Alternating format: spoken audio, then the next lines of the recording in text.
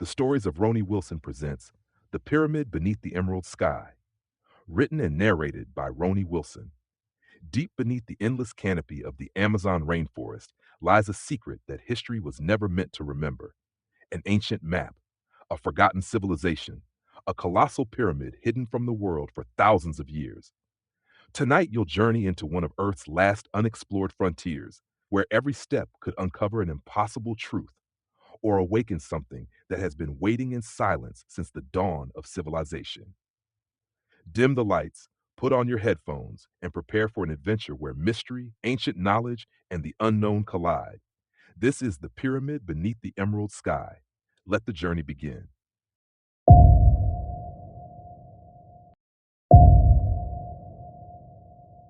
The pyramid beneath the emerald sky. Chapter 1: The Forgotten Map. The rain began before dawn. It didn't fall in gentle drops. It crashed through the Amazon canopy like an endless waterfall, pounding enormous leaves until they bowed under its weight. Mist drifted between towering kapok trees, while tangled vines hung like the ropes of an abandoned kingdom. Somewhere beyond the curtain of green, a jaguar growled, a deep, haunting sound that seemed to belong to the jungle itself. Dr. Nathan Carter stood beneath the rusted awning of a weathered river dock in Manaus, Brazil, staring into the storm. The wooden pier groaned beneath the current of the Rio Negro. Thick brown water carried broken branches, flowers, and entire tree trunks downstream, as if nature were sweeping away everything that dared challenge it. Most people looked at the Amazon and saw beauty. Nathan saw questions. At 38, he had become one of the world's most respected independent explorers, not because he searched for treasure, but because he searched for truth. He had crossed the Gobi Desert on foot. He had mapped forgotten cave systems beneath the mountains of Papua New Guinea. He had spent 6 months documenting ancient settlements hidden beneath Cambodian forests. Yet no discovery had ever brought him fame.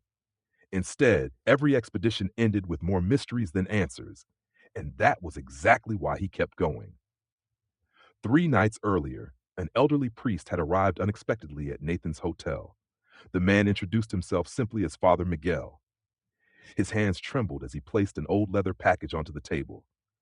"I've carried this for 40 years," he whispered. Nathan carefully untied the faded cord. Inside rested brittle parchment, unlike anything he had ever seen. It wasn't paper. It wasn't animal skin. Its texture felt almost like woven tree fibers pressed together centuries ago. Dark green ink covered the surface in strange geometric symbols surrounding an enormous triangular structure. A pyramid, not Egyptian, not Mayan, not Incan, something entirely unfamiliar. At the bottom was a single sentence written in Portuguese: "When the emerald sky opens, the mountain of stone awakens." Nathan looked up. "Where did you get this?" Father Miguel hesitated. "My brother." "What happened to him?" The old priest remained silent. After nearly a minute, he finally answered. "He disappeared." 42 years ago, a geological survey team entered an unexplored region deep inside the western Amazon. 6 men, one helicopter, enough supplies for 3 weeks. Only one returned. Nathan had found the official government report archived years earlier.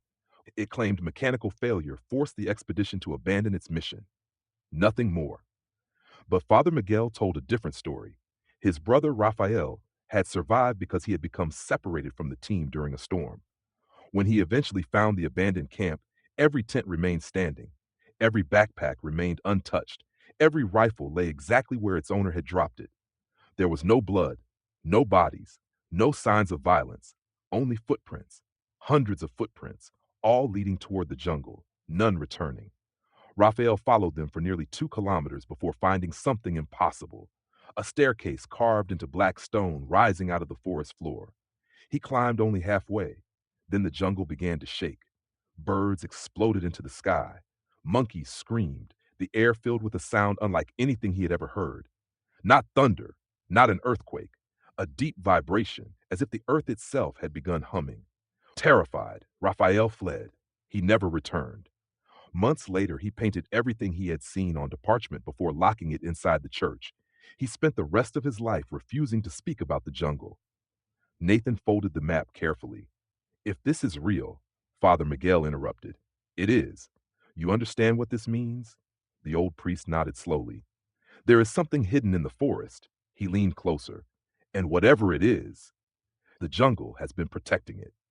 2 days later, Nathan stood aboard a long aluminum riverboat heading west. The engine roared against the current, while rain hammered the metal roof overhead. Across from him sat Isabella Rocha. Unlike Nathan, Isabella hated being called an archaeologist. Archaeologists study history, she often said. I study impossible history. She specialized in forgotten civilizations that conventional historians dismissed. Short black hair framed sharp brown eyes that seemed permanently skeptical. She examined the parchment again. The geometry doesn't match any known South American culture. Nathan nodded. I know. The stone blocks shown here are enormous. I noticed. They resemble cyclopean construction. Nathan smiled. So you think someone moved mountains? I think, Isabella replied carefully, someone wanted us to believe they could. Behind them, their guide laughed loudly. Eduardo Silva had spent 30 years navigating the Amazon. If there was a river, he knew it. If there was danger, he smelled it long before anyone else. And according to Eduardo, the map pointed somewhere no tribe willingly entered. He had refused the expedition 3 times before finally accepting, only because Nathan agreed to double his fee. Even then, Eduardo insisted on carrying a small carved wooden charm around his neck.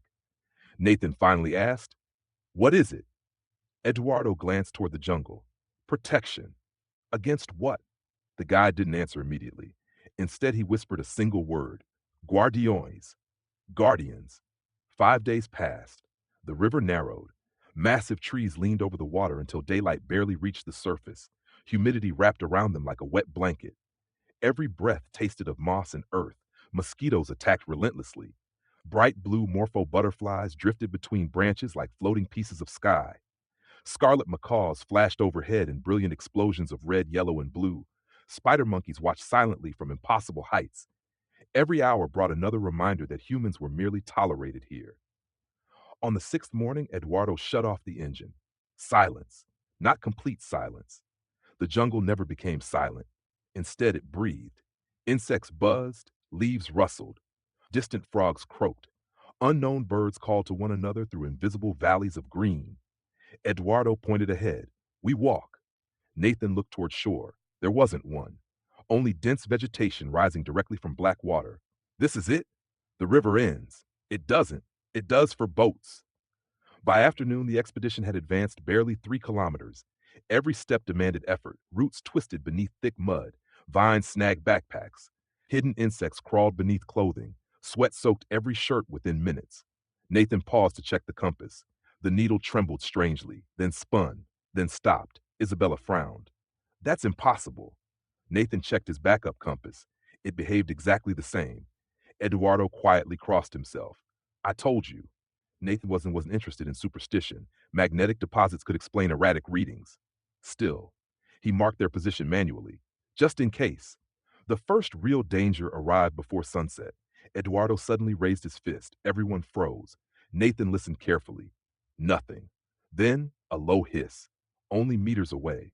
Coiled beneath fallen leaves rested one of the largest bushmash snakes Nathan had ever seen, nearly 4 meters long.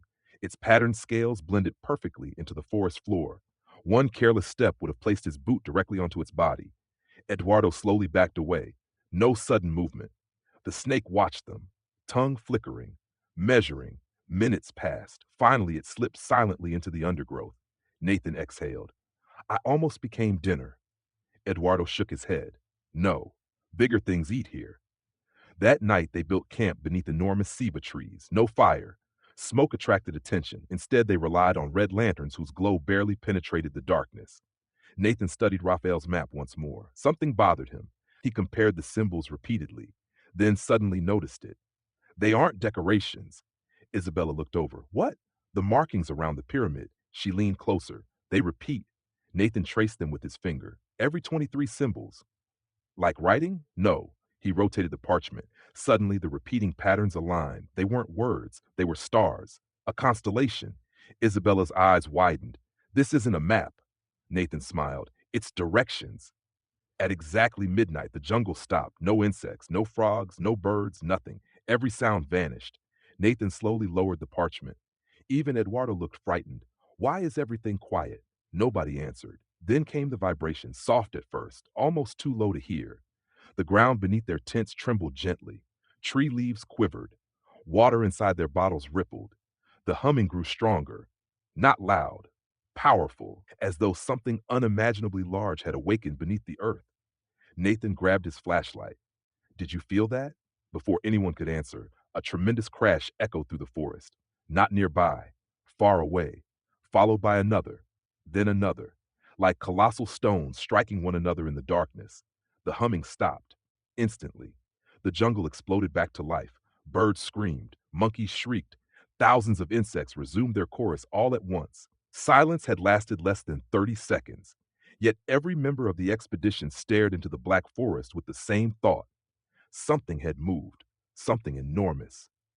Morning arrived beneath a blanket of silver mist.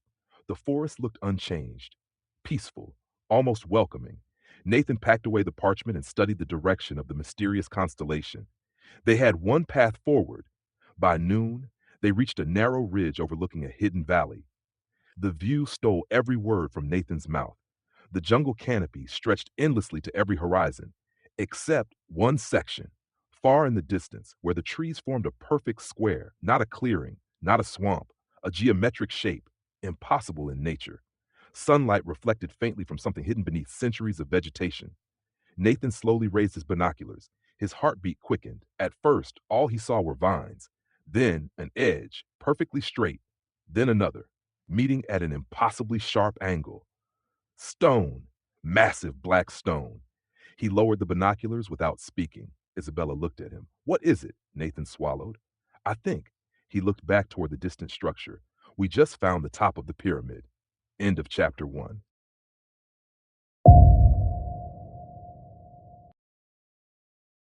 The pyramid beneath the emerald sky. Chapter 2. Into the green hell. Morning arrived without sunrise. The dense canopy swallowed the dawn, allowing only pale shafts of silver light to filter through layers of emerald leaves. Moisture hung in the air like an invisible curtain. Every branch dripped steadily from the night's rain, and the jungle exhaled the rich scent of wet earth, moss, and decaying wood. Nathan Carter stood at the edge of the ridge, binoculars fixed on the distant square patch in the forest. Even from several kilometers away, the shape looked unnatural. Nature did not create perfect angles. The ancient world did. He lowered the binoculars slowly. Whatever it is, he said, it's enormous. Isabella Rocha adjusted the straps on her backpack. Then why hasn't anyone seen it before? Nathan looked around at the endless ocean of green. Because the Amazon doesn't hide things. He paused. It buries them. Eduardo Silva refused to look through the binoculars. Instead, he stared at the valley below with the uneasy expression of a man remembering an old nightmare. My grandfather warned me about this place. Nathan raised an eyebrow. You've never mentioned that. Because stories are for children. And now? Eduardo swallowed. Now I'm standing where the story begins. He pointed toward the distant square. Our people called it a Montaña Dormindo, the sleeping mountain. But it's not a mountain. No. His voice dropped to a whisper. It only pretends to be one. The descent into the valley began shortly after breakfast. Calling it a trail would have been generous. Massive buttress roots rose higher than a man's shoulders, forcing the team to climb over natural walls before sliding down muddy slopes slick as ice. Thick vines wrapped around tree trunks like giant serpents, while thorn-covered palms reached into every narrow passage. Within an hour, everyone's clothes were soaked. Not from rain, from sweat. The humidity was relentless. Every breath felt like inhaling warm water. Nathan checked the GPS. The screen flickered. Coordinates shifted randomly before freezing completely. Then it shut off. Fresh batteries, completely useless. He sighed. So much for modern technology. Isabella smiled faintly. The jungle has always preferred older methods. Nathan unfolded Raphael's ancient parchment once again. For the first time in years, paper was proving more reliable than satellites. By midday, they encountered the first unmistakable sign that humans had once walked this forgotten valley. A stone, not a boulder, a carved pillar. Most of it lay buried beneath centuries of moss and tangled roots. Only its upper half remained visible. Nathan knelt beside it. The surface was covered with geometric carvings unlike anything he'd seen in South America. Concentric circles surrounded a single eye shaped symbol. Below it ran vertical lines arranged with almost mathematical precision. Isabella brushed away layers of dirt. These aren't decorative, Nathan nodded. They're counting something. She traced one row carefully. There are 365 marks. Nathan's eyes widened. A calendar. But not ours. While the others examined the pillar, Eduardo suddenly froze. His machete stopped in midair. Don't move. Nathan recognized the tone immediately. Danger. Real danger. Slowly he turned. Less than 20 meters away, hidden behind broad leaves, stood a jaguar. It was magnificent. Golden fur patterned with black rosettes, powerful shoulders, amber eyes that never blinked. It wasn't hunting, it was studying them. Nathan's heartbeat slowed rather than quickened. Fear made sudden movements. Experience demanded patience. Nobody spoke. Nobody reached for a weapon. For nearly a full minute, the great cat remained perfectly still. Then, almost silently, it turned and disappeared into the green shadows.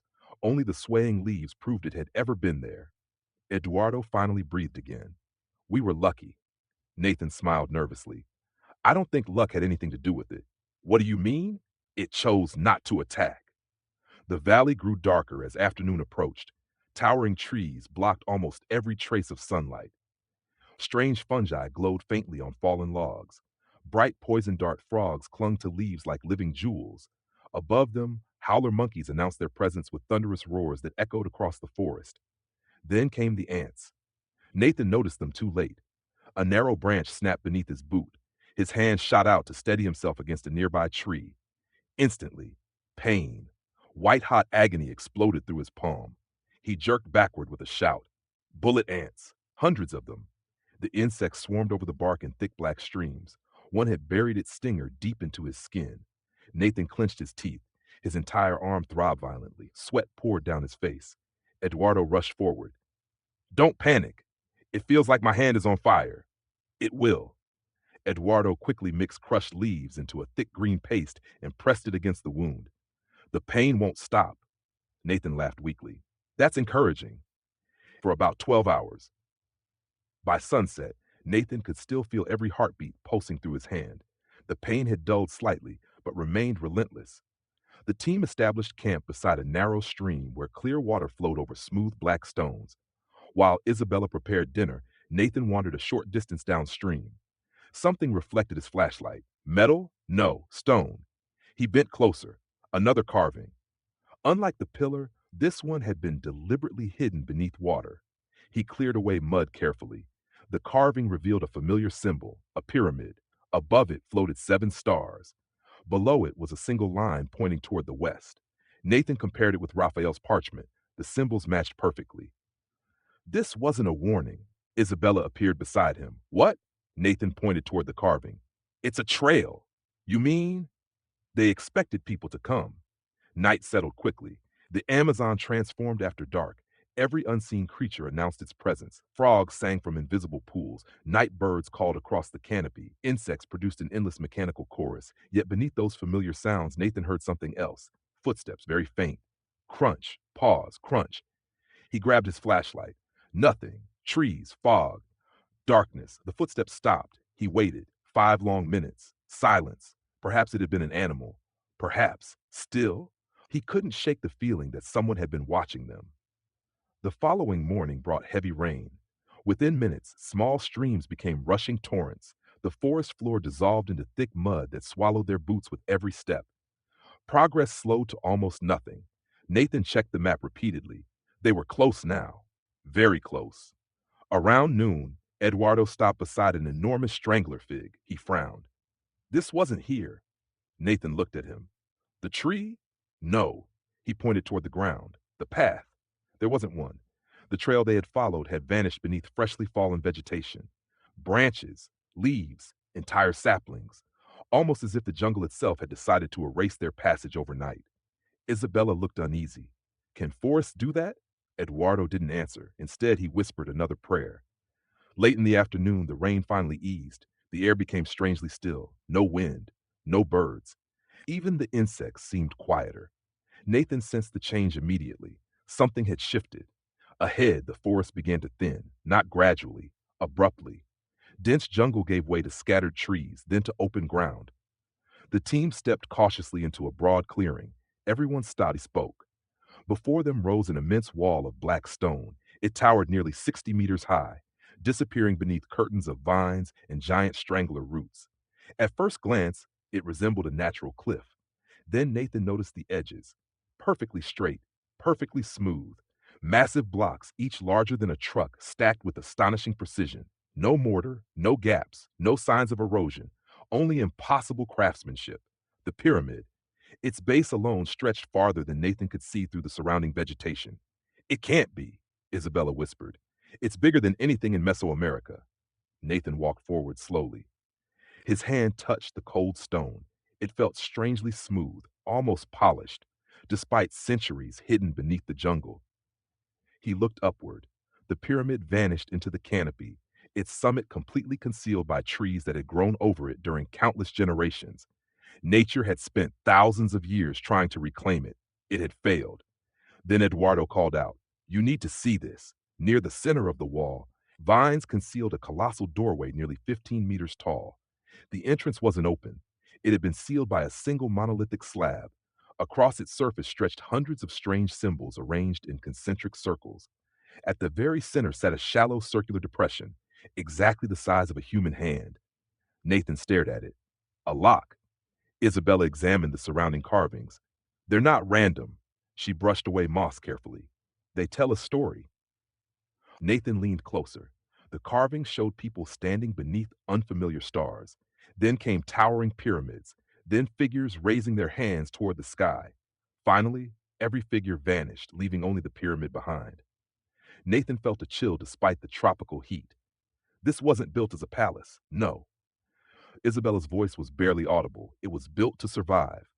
Before Nathan could reply, a deep metallic sound echoed from somewhere inside the pyramid. Clang! It reverberated through the stone beneath their feet. Then came another. Clang! As if something unimaginably heavy had just moved in the darkness beyond the sealed entrance. The four explorers stood frozen. The sound had not come from the jungle. It had come from inside the pyramid, and for the first time in centuries, something within had awakened. End of chapter 2.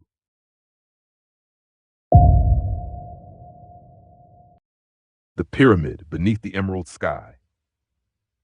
Chapter 3. The stone hidden by the jungle. The metallic echo faded into silence. No bird sang, no insect buzzed.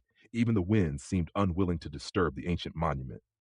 Nathan Carter stared at the colossal stone door, his flashlight fixed on the circular hand-shaped depression carved into its center. It wasn't an echo, he said quietly. It was machinery. Isabella Rocha shook her head. Machinery doesn't survive thousands of years. Nathan ran his fingers across the polished black stone. What if it wasn't meant to survive? He glanced toward the towering pyramid. What if it was meant to wait? The entrance stood nearly 15 meters tall, its surface formed from a single slab of dark stone unlike granite or basalt. Nathan struck it lightly with the handle of his knife. The sound rang clear, metallic, almost hollow. Isabella knelt beside the base, brushing away centuries of moss with a soft brush from her pack. Hidden beneath the vegetation was another inscription.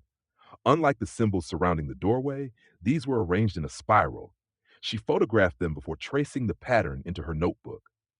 It repeats every 12 symbols.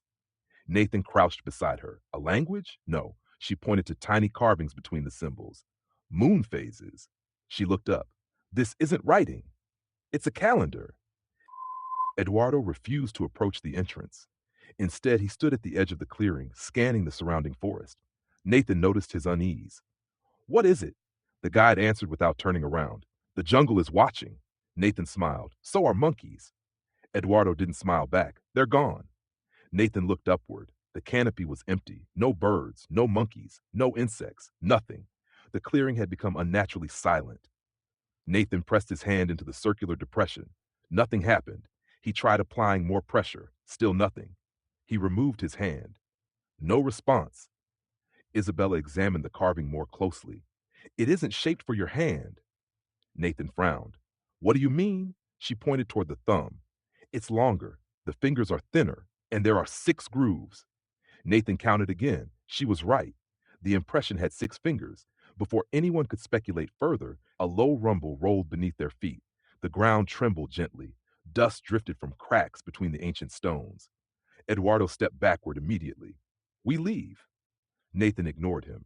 The vibration lasted only a few seconds before stopping completely. Nothing else happened. Then Isabella noticed something unusual. The vines. Nathan turned. The thick vines hanging across the doorway had shifted, not fallen, moved, just enough to reveal another carving hidden behind them. A circle. Inside it, 7 stars. The same constellation from Raphael's parchment. Nathan unfolded the map. The stars matched perfectly. Every angle, every distance, every position. This isn't decoration. It's a key. As daylight faded, the team established camp inside the clearing, keeping a respectful distance from the pyramid itself. No one wanted to sleep against a structure that had just made noises from within. Nathan sat beside a small covered stove, studying every photograph they'd taken. Something kept bothering him. The symbols appeared everywhere, on the map, on the doorway, on the hidden carvings. Yet one symbol appeared more often than any other, a circle divided into 4 equal sections. He rotated one photograph 90 degrees, then another. Suddenly, the pattern became obvious. It's a compass. Isabella looked over. The builders used the stars instead of magnetic north. Nathan smiled, which explains why our compasses stopped working. The pyramid isn't aligned with Earth's magnetic field, it's aligned with the sky. The night was restless. Nathan woke shortly after midnight. Something had disturbed him. Not a sound, a feeling. He reached for his flashlight. The clearing lay bathed in pale moonlight. The pyramid stood like a black mountain against the stars. Then, movement. A figure crossed the top of the pyramid. Nathan sat upright. Someone or something had walked across the summit. He focused the flashlight upward. Nothing, only tangled trees. Perhaps it had been a trick of the light. He lowered the beam. A second movement, this time much closer. At the edge of the clearing, a silhouette disappeared behind a tree. Nathan quietly picked up his camera. Isabella. She woke instantly. What? Don't make a sound. He pointed toward the forest. Both waited. Minutes passed. Nothing. Then came a soft click. Not from the jungle, from behind them, the pyramid. Nathan turned slowly. The massive stone doorway had shifted. Not open, only slightly. A gap no wider than a finger had appeared along one edge. Cold air drifted from inside. It carried a scent unlike anything in the rainforest. Dry, ancient, untouched, as though it had been sealed away since another age. Morning revealed fresh footprints around the camp. Nathan knelt beside the nearest one. Bare feet, human, but unusually long. The prints circled the tents without approaching them, then disappeared toward the jungle. Eduardo stared silently. We were not alone. Nathan photographed every track. They're fresh, no more than a few hours old. Isabella looked toward the trees. So whoever made them watched us while we slept. Instead of forcing the entrance, Nathan decided to explore the pyramid's perimeter. If there was one doorway, there might be others. The structure was far larger than they'd first imagined. Walking around just one side took nearly 2 hours. Trees had rooted themselves into the stone, their enormous roots flowing over the blocks like frozen rivers. Yet despite thousands of years beneath the jungle, the pyramid showed remarkably little damage. Nathan paused beside a collapsed section where a giant tree had fallen decades earlier. Behind the exposed roots lay another chamber entrance. This one was much smaller, almost completely hidden. The opening descended steeply into darkness. Stone steps, perfectly preserved. Isabella shone her flashlight inside. I think we found another way. Nathan smiled. The jungle hid the front door, but it couldn't hide this. Before entering, Eduardo insisted on checking the passage. He crouched near the entrance and examined the dust. There are tracks. Nathan leaned closer. Animal? No.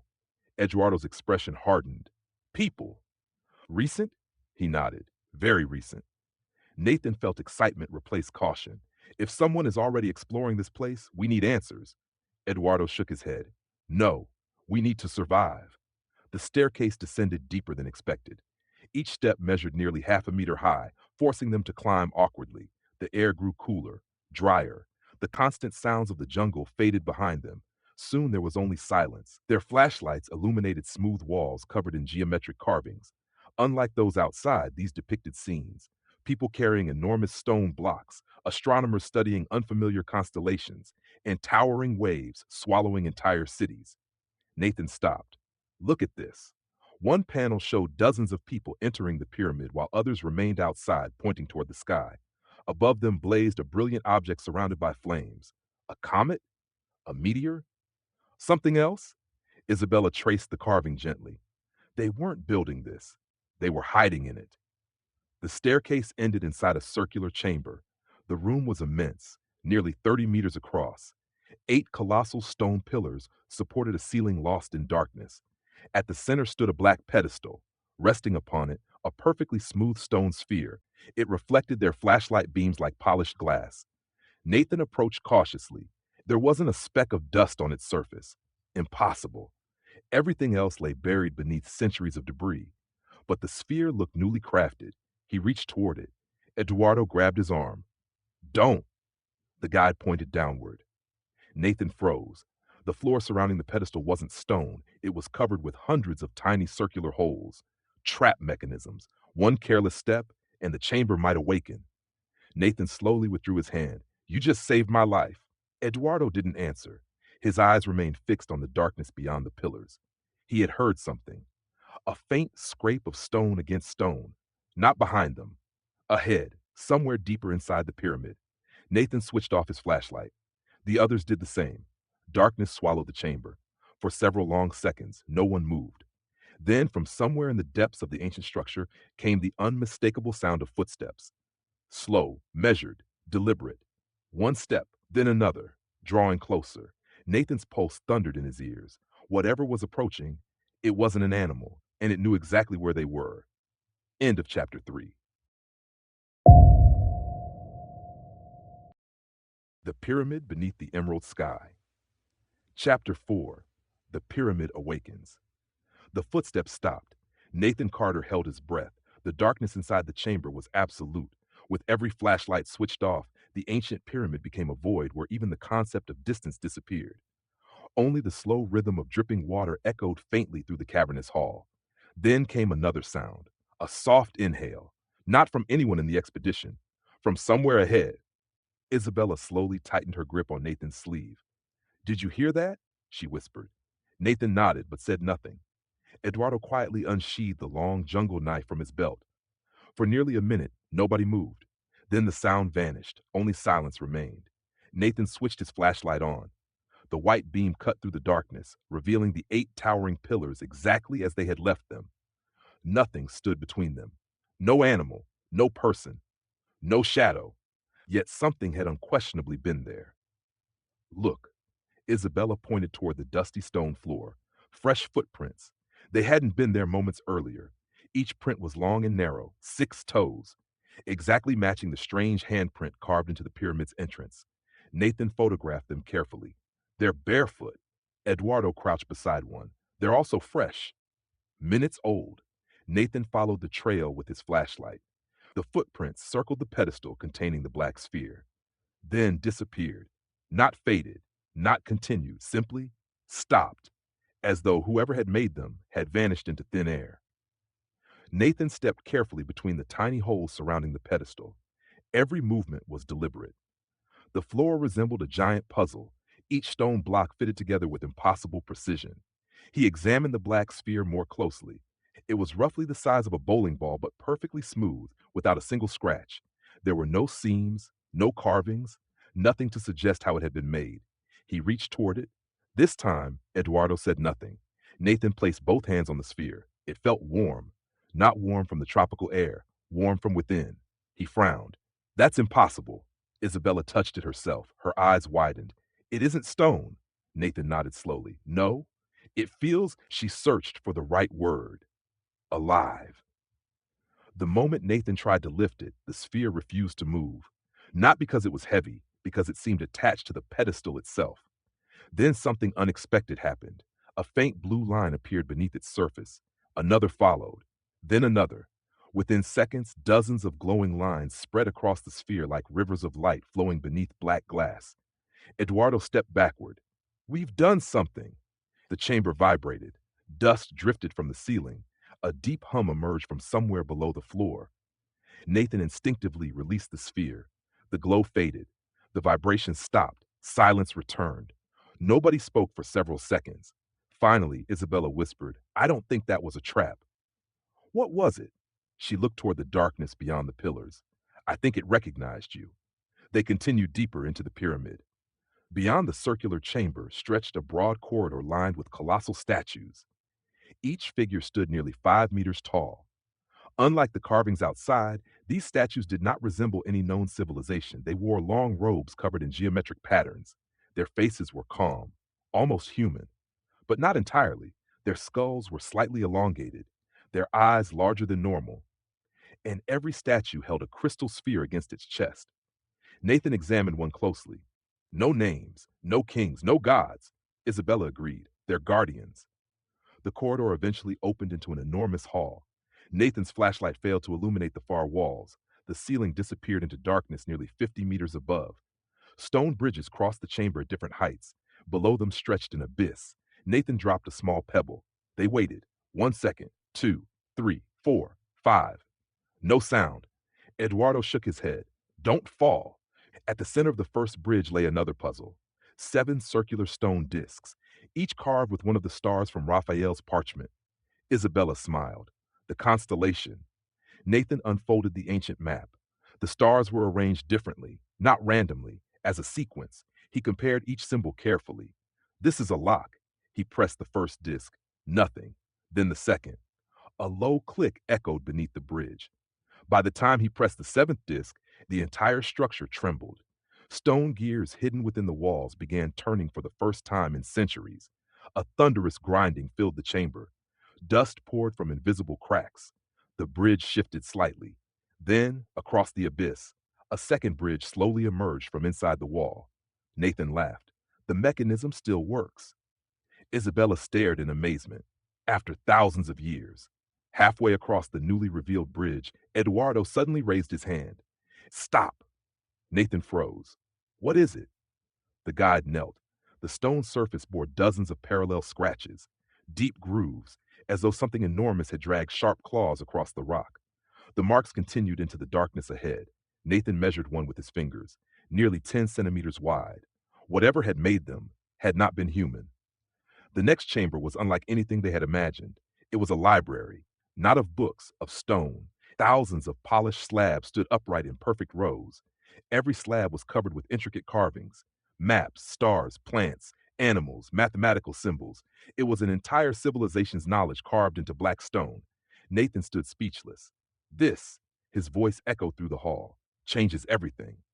Isabella walked slowly between the towering slabs. They recorded history. No. Nathan brushed dust from a nearby panel. They recorded everything. Hours passed as they documented the remarkable chamber. One carving immediately captured Nathan's attention.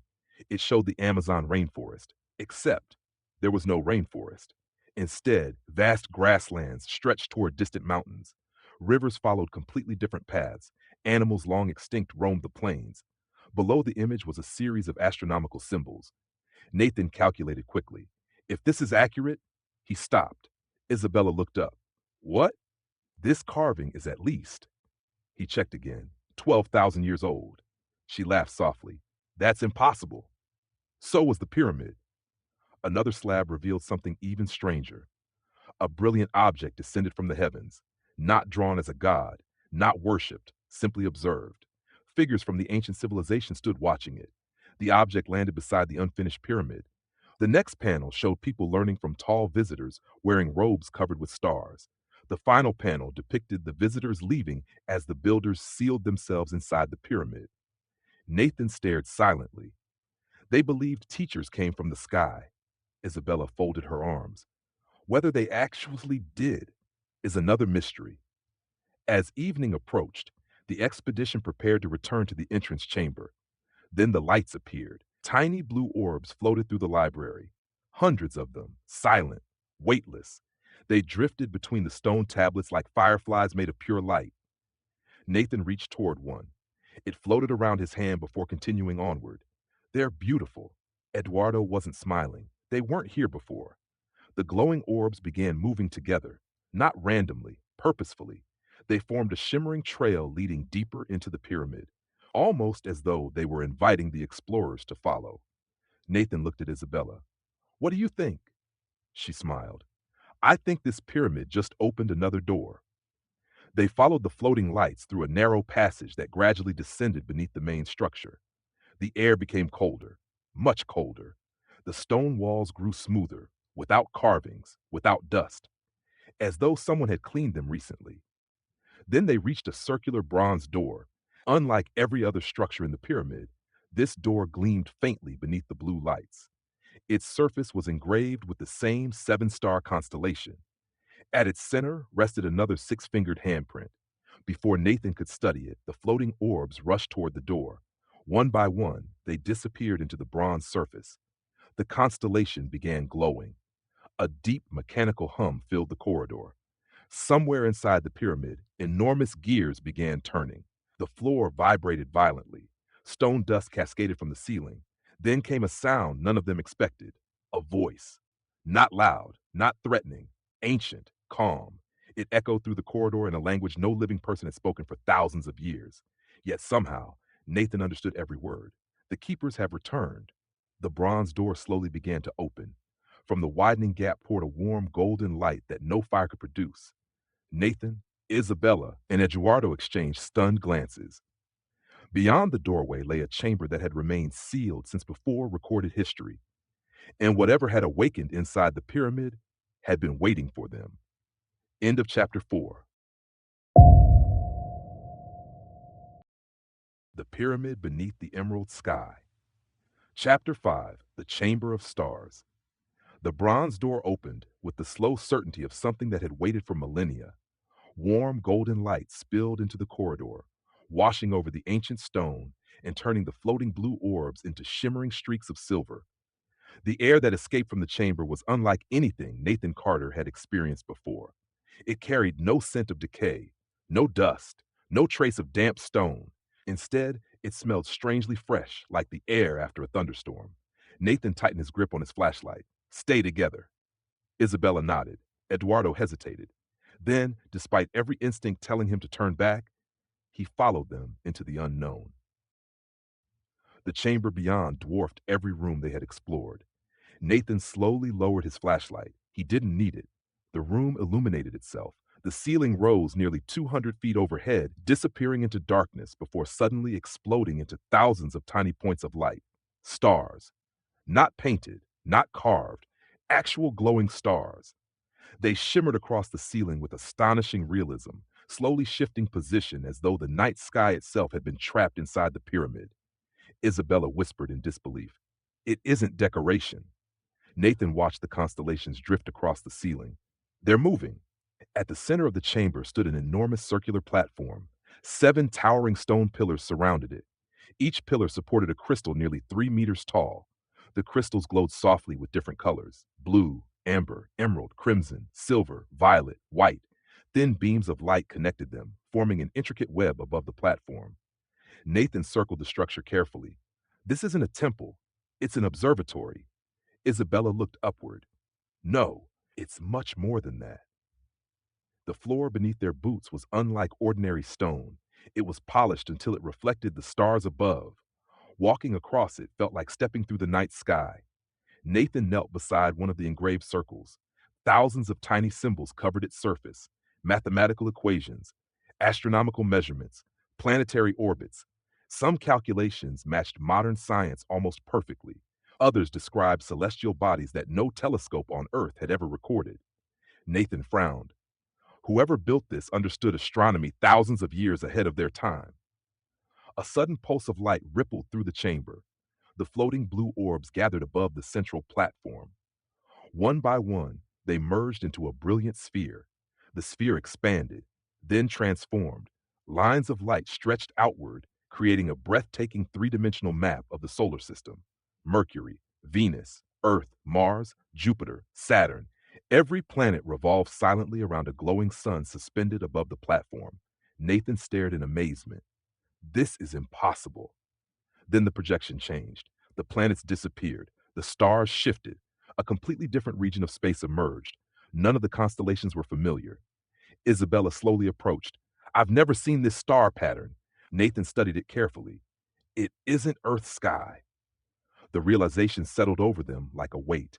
The ancient builders hadn't been recording the heavens above the Amazon. They had been recording another sky entirely. A gentle voice echoed throughout the chamber, the same ancient language they had heard beyond the bronze door. Once again, Nathan understood every word. Knowledge survives only through those willing to seek it. The stars responded. One constellation brightened. A brilliant line of light extended downward until it touched a stone pedestal near the chamber wall. Resting atop the pedestal was a crystal tablet. Nathan carefully lifted it. The moment his fingers touched its surface, images flooded his mind. Not memories, visions. He saw the Amazon 12,000 years earlier. The rainforest did not exist. Vast green plains stretched toward distant mountains. Great rivers wound through open valleys. A thriving civilization stood where dense jungle would one day grow. Their cities were unlike Egypt or Mesopotamia. Massive black pyramids reached toward the heavens. Observatories crowned every summit. People studied the stars with instruments made from crystal and polished metal. They were builders, scientists, explorers, not conquerors. The vision shifted. The sky darkened. A brilliant object appeared among the stars. It wasn't a meteor. It slowed, changed direction, descended. The people gathered without fear. A luminous craft settled silently beside the largest pyramid. Tall figures emerged. Their faces resembled the statues Nathan had seen earlier. They carried no weapons, only spheres of light. The visitors spoke, shared knowledge, showed the builders the movements of stars and planets. Years passed in moments. The civilization flourished. Then, everything changed. The heavens burned. A massive comet blazed across the sky. Earthquakes shattered cities. Mountains collapsed. The oceans rose. Great floods swept across continents. The visitors pointed toward the pyramids. Families entered. The enormous stone doors sealed. Outside, the world disappeared beneath chaos. Nathan staggered backward. The vision ended. He nearly dropped the crystal. Isabella caught him. What happened? Nathan struggled to find words. I saw. He looked toward the glowing stars. I saw why they built this place. They weren't hiding treasure. They were preserving knowledge. Eduardo quietly examined another wall. Come here. Hidden beneath centuries of mineral deposits lay a gigantic mural. Unlike the others, this one depicted the future. Nathan studied it carefully. The first panel showed forests reclaiming abandoned cities. The second showed unfamiliar civilizations rising across the world.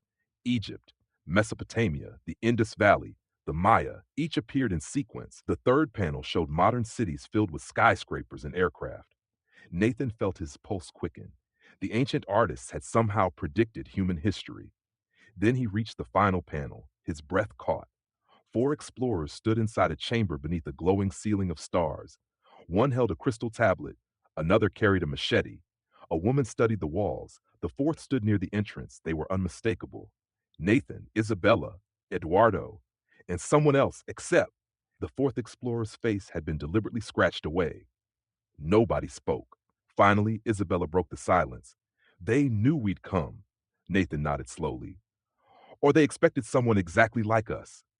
Eduardo looked uneasy. I don't like prophecies. A low rumble interrupted the conversation. The crystal pillars brightened. One after another, beams of colored light shot toward the center of the chamber. The floating star projection expanded until it filled the entire room. Nathan watched in awe as the stars rearranged themselves. Clicky product to One video. point glowed brighter than Log all in the or others. sign up. A path appeared, beginning at Earth, Click on the media extending deep icon. into the unknown. Select my The library. ancient voice returned. Click on choose file The to final chamber awaits the keepers. The floor trembled. control the A volume and section of the speed of the circular background platform audio slowly from the descended, customization revealing a panel. spiral staircase Finally, disappearing click into download, darkness. then start Cold export to air rushed download your upward, video not in ordinary MP4 cold. format. It carried a This video strange was electrical created using sensation Fleeky that with made the the voice hairs of on Jody. Nathan's arms stand upright. He aimed his flashlight downward. The beam never reached the bottom. Before anyone could take the first step, a loud metallic crash echoed from somewhere above. Another followed, then another. The entire pyramid shuddered violently. Dust rained from the ceiling. The glowing stars flickered. Eduardo looked toward the entrance. We're not alone anymore. Nathan switched off his flashlight. Far above, through the corridor leading back toward the upper chambers, came unmistakable sounds. Voices, human voices, not ancient, modern. Someone else had entered the pyramid, and whoever they were, They had just triggered something deep within its ancient heart. End of chapter 5. Have the pyramid beneath the emerald sky. Chapter 6, The Last Secret of the Amazon. The voices echo through the ancient corridors, not whispers, commands, sharp, organized, confident. Nathan Carter extinguished his flashlight, and the chamber of stars was illuminated only by the soft glow of the 7 crystal pillars. Someone was coming. The question was no longer whether they were alone. The question was who had followed them. Eduardo motioned toward the spiral staircase. We have 2 choices. Nathan looked at the descending passage, then toward the corridor leading back to the pyramid's entrance. We go down. Isabella nodded immediately. If this place has protected its greatest secret for 12,000 years, it won't be upstairs. The 3 descended the spiral staircase just as flashlights swept across the upper chamber. Hidden below the stone lip of the staircase, they listened. Heavy boots, metal equipment, at least 8 people. A man's voice echoed through the chamber of stars. Search everything. Another answered. The signal is strongest down here. Nathan frowned. Signal? The staircase seemed endless. The air grew colder with every turn. Unlike the upper chambers, these walls bore no carvings, no statues, no symbols, only perfectly smooth black stone that reflected the golden light from above. Finally, the stairs ended. The explorers stepped into the largest chamber of the pyramid. Nathan stopped walking. Words failed him. The room stretched farther than his flashlight could reach. The ceiling rose into darkness like the inside of a mountain. At its center stood an immense crystal column nearly 30 meters tall. It floated, not supported by pillars, not suspended by chains. It hovered silently above a circular platform. Golden streams of light flowed inside it like liquid sunlight. The entire pyramid seemed to breathe in rhythm with its glow. Around the chamber stood 12 towering pillars. Each held a transparent crystal sphere. Inside every sphere floated miniature landscapes, an ocean, a desert, a mountain range, a frozen continent, a rainforest. Each appeared astonishingly lifelike. Isabella approached one carefully. It's Earth. Nathan realized she was right. The spheres weren't decorations, they were living maps. Each represented a different ecosystem. The rainforest sphere shimmered, tiny rivers flowed, clouds drifted overhead, forests grew and changed before their eyes. Nathan examined the platform surrounding the floating crystal. Thousands of engraved circles covered the floor. The familiar 7-star constellation appeared at the center. As he stepped onto it, the chamber awakened. The floating crystal brightened. A beam of light descended. Instead of striking Nathan, it stopped inches before him. The light expanded, gradually forming the image of a woman. She wasn't solid. She shimmered like sunlight through water. Her robes matched those worn by the statues above. Her face carried neither age nor youth, only calm. She looked at Nathan, then smiled. Welcome, Keeper. Nathan stared silently. The figure spoke flawless English, or perhaps his mind simply understood her. Who are you? I am called Lyra. Are you alive? She considered the question. Not in the way you understand life. Then what are you? A memory. She extended her hand. The chamber transformed. The walls disappeared. The ceiling dissolved. Suddenly, the explorers stood beneath an alien sky. Purple stars shone overhead. 3 moons hung above distant mountains. An immense crystalline city stretched to the horizon. This, Nathan whispered, isn't Earth. Lyra nodded. It is where our journey began. She explained that her people had never ruled Earth. They had found it, long before recorded history. Human civilization was young, curious, capable. Rather than conquer, they chose to teach. Astronomy, engineering, mathematics, agriculture, medicine. They shared knowledge, never power. The pyramids were not monuments. They were libraries, designed to preserve civilization through extinction-level catastrophes. Knowledge, Lyra said gently, is humanity's greatest inheritance. The vision changed again. Nathan watched enormous tidal waves consume ancient coastlines. Volcanoes erupted, ash covered continents. The visitors prepared to leave. Before departing, they entrusted Earth's wisest builders with one responsibility: protect the archives. Not from invasion, from greed. Every pyramid across the world had once formed part of a global network. Most were eventually forgotten. Some were destroyed. Only one remained complete, hidden beneath the Amazon. The vision faded. Nathan found himself standing once more before the floating crystal. So the treasure, Lyra smiled, was never gold. She gestured toward the chamber. It is memory. Suddenly, alarms echoed through the chamber. Not mechanical alarms. The crystal itself began flashing crimson. Lyra turned toward the staircase. They have arrived. The voices above had grown louder. Seconds later, armed men entered the chamber. They wore tactical equipment instead of archaeological gear. Their leader stepped forward, Dr. Victor Kane. Nathan recognized him instantly. A billionaire industrialist who publicly funded archaeological expeditions while secretly buying priceless artifacts through the black market. Kane smiled. I've spent 20 years looking for this place. Nathan stood between him and the central platform. It doesn't belong to you. No. Kane looked around the chamber. It belongs to whoever understands its value. His team unpacked strange electronic equipment. One technician aimed a scanner toward the floating crystal. The device immediately overloaded. Sparks exploded from its circuitry. Another tried. The same result. Kane frowned. Why isn't it responding? Lyra looked toward Nathan. The archive chooses. Kane heard nothing. He couldn't see her. Only Nathan and his companions could. Growing impatient, Kane drew a pistol. If I can't access it, he pointed the weapon toward the floating crystal. I'll take it apart. Nathan lunged. The gun fired. The shot echoed like thunder. The bullet never reached its target. Halfway through the air, it stopped, frozen, suspended. Time itself seemed to hesitate. Every person in the chamber stood motionless, except Nathan, except Lyra. The archive protects itself, Lyra said softly. Golden light spread across the floor, Nez. The engraved circles surrounding the crystal began glowing. The 12 living map spheres brightened one after another. Nathan watched forests bloom, rivers shift, mountains rise. The chamber wasn't merely recording Earth, it was connected to it. Lyra turned toward Nathan. The choice is yours. What choice? The archive can remain hidden, or humanity may inherit everything we preserved. Nathan thought of history, wars, empires, weapons, greed. He also thought of discovery, science, hope, knowledge. Could humanity be trusted? Nathan looked at Isabella. She already knew his answer. Some discoveries were too important to belong to one nation or one corporation, but neither should they become prizes for those driven by power. Nathan faced Lyra. Hide it, she smiled. I had hoped you would. The chamber erupted with light. The floating crystal dissolved into countless streams of golden energy.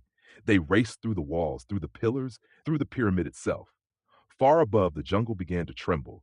Outside, ancient mechanisms hidden for 12,000 years awakened. Stones shifted. Entire sections of the pyramid slowly descended beneath the earth. Vines and enormous trees moved as though guided by invisible hands. The rainforest reclaimed its secret once more. Nathan, Isabella, and Eduardo found themselves standing outside as dawn broke over the Amazon. Behind them, there was no pyramid, only a forest-covered hill. Birds sang, monkeys swung through the trees. The jungle appeared exactly as it had for thousands of years. The entrance was gone. So were Cain and his men. Only silence remained. Eduardo removed his hat. The jungle kept its promise. Nathan looked at the hill one last time. No, he smiled. It kept its secret. Months later, back in Manaus, Nathan completed his expedition report. He included photographs of rivers, plants, wildlife, ancient stone markers, everything except the pyramid. The report concluded simply, open quote, evidence suggests the existence of an undocumented prehistoric ceremonial complex. The location remains unconfirmed. Further exploration is not recommended due to extreme environmental hazards. Close quote. The scientific community dismissed the report as incomplete. Many believed Nathan had exaggerated his findings. He never argued. Some truths did not need to be proven. They needed to be protected. On a quiet evening, Nathan unfolded Raphael's ancient parchment one final time. Something had changed. The drawing of the pyramid had vanished. Only the constellation remained. Beneath it appeared a new sentence that had never been there before. Open quote. When the stars are ready, the keepers will return. Close quote. Nathan looked up at the night sky. 7 stars shone brighter than the rest. For just a moment, they seemed to move. Then they were still again. He smiled. Somewhere beneath millions of trees, beneath rivers, roots, and centuries of silence, the last library of a forgotten civilization continued its endless vigil, waiting. Not for treasure hunters, not for conquerors, but for the next generation willing to seek knowledge before power. The end.